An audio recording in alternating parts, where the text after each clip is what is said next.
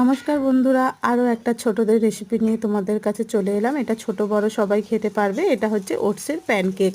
ওটসের প্যানকেকের জন্য এখানে আমি সব ইনগ্রিডিয়েন্টগুলো নিয়েছিলাম। তার মধ্যে ছিল ওটস, ছিল টক দই, একটু ভ্যানিলা এসেন্স, আর ছিল পাকা কলা আর মধু। সব একসাথে দিয়ে ব্লেন্ডারে ব্লেন্ড করে নিলাম। তারপরে এটা খুব অল্প তেলে হয়, হালকা পরিমাণে অয়েল ব্রাশ করে নেবে, দিয়ে যেমন শেপে পারবে তোমরা সেই রকম শেপে তোমরা তৈরি করো। দেখবে তোমাদের বাচ্চারা খুব ভালো পছন্দ করবে, একবার ট্রাই করেও দেখতে পারো। আমি তো বানাই, আমার কুটুও পছন্দ করে, আমার কুটুর পাপা, ওর দাদা, ঠাকুমা সবাই, আমিও পছন্দ করি, সবারই ভালো লাগে।